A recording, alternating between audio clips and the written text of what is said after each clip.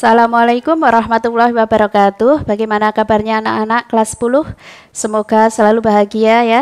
Kali ini pelajaran akidah kita akan membicarakan tentang sifat wajib dan jaiz bagi Allah. Mari kita mulai ya. Kompetensi dasar yang akan kita pelajari kali ini adalah menganalisis sifat wajib Allah, nafsiyah, salbiyah, ma'ani, dan ma'nawiyah, dan sifat-sifat jaiz Allah. Sedangkan tadi yang ke 4.2 adalah menyajikan hasil analisis tentang makna, sifat wajib nafsiyah, salbiyah, ma'ani, dan ma'nawiyah, dan sifat-sifat jaiz Allah. Kita ketahui bahwa Allah memiliki kesempurnaan yang dibuktikan dengan semua ciptaannya di alam ini dan nama-nama baiknya di dalam Al-Quran. Kesempurnaan Allah tanpa celah dan kekurangan. Allah juga memiliki sifat yang bebas antara melakukan dan tidak melakukan.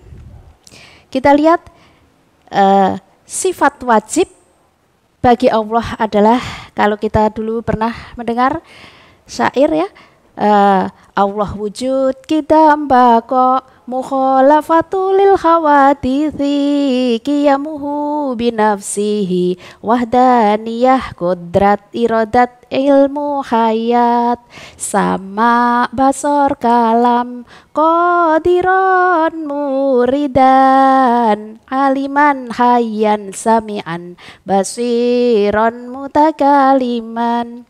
Sedangkan sifat jaiz Allah dapat dilihat, Allah itu serba mungkin melakukan sesuatu atau meninggalkannya. Sekarang kita bahas anak-anak sekalian, sifat wajib bagi Allah. Sifat wajib bagi Allah itu adalah sifat yang harus ada pada Allah. Ya, nafsiyah. Yang termasuk dalam nafsiyah ada satu, yaitu wujud. Yang salbiyah, sifat salbiyah itu ada qidam, baqo, mukhalafatul lil khawatithi, qiyamuhu binafsihi, dan wahdaniyah. Sedangkan sifat ma'ani ya, ini adalah kudrah, iradah, ilmu hayat, sama basor kalam. Nah, terakhir yang maknawiyah itu adalah qadiron, muridan, aliman, hayyan, sami'an, basiron, mutakaliman. Kita bahas satu persatu. Sifat nafsiyah itu adalah sifat yang hanya berhubungan dengan zat Allah semata. Jika keberadaan Allah disebabkan atau diciptakan oleh selain Allah, maka Allah tidak memiliki sifat kesempurnaan. Sedangkan sifat salbiyah itu negatif atau ingkar. Maksudnya tidak mungkin Allah memiliki sifat-sifat yang berlawanan dengan sifat tersebut. Sifat yang menghilangkan sifat-sifat yang tidak layak atau tidak sesuai dengan kesempurnaan Allah. Ia atau sifat tersebut menafikan sifat-sifat lawannya yang hanya sesuai sepenuhnya dengan makhluk dan mustahil adanya pada zat Allah. Nah, kalau sifat ma'ani itu adalah arti. Nah, sifat ma'ani adalah sifat wajib Allah yang dapat dibayangkan oleh akal pikiran manusia. Dan kebenarannya dapat dibuktikan dengan panca indera.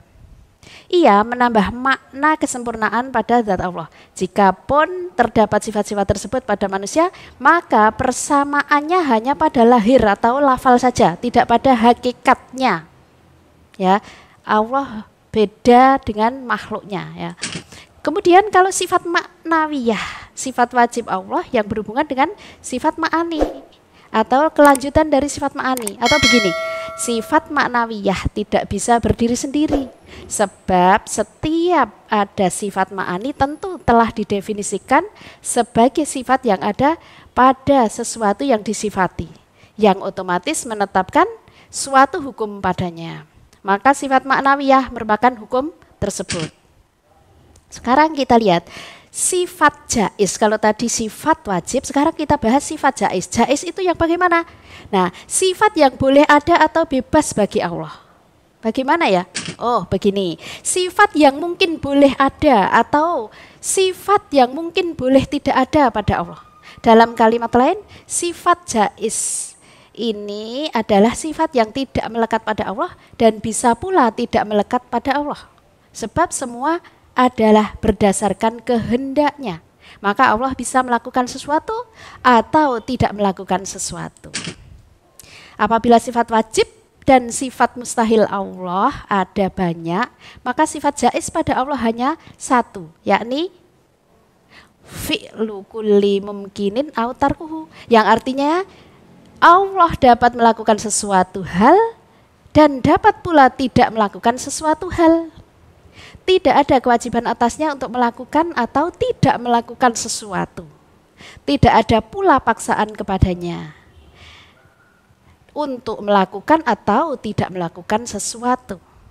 Kehendak sepenuhnya itu ada pada Allah. Nah, keutamaannya mengenal nama dan sifat Allah itu antara lain, mengenal nama dan sifat Allah itu adalah ilmu yang paling mulia dan paling utama. Maka semakin mengenal Allah berarti semakin mencintai dan mengagungkannya. Juga semakin takut, berharap, ikhlas dalam beramal kepadanya. Kemudian yang lainnya keutamaan adalah Allah itu menyukai nama dan sifatnya. Allah pun suka jika nama dan sifatnya nampak bekasnya pada makhluknya. Selain itu, iman akan semakin bertambah ya. Kemudian manusia diciptakan untuk menyembah Allah semata dan mengenalnya. Yang terakhir adalah menenangkan jiwa dan melapangkan hati. Juga ia akan merindukan surga Firdaus hingga rindu melihat wajah Allah yang mulia. Nah, kalau ingin lebih paham, anak-anak sekalian, pelajari buku Aqidah Akhlak dari KSKK ya, Kemenak.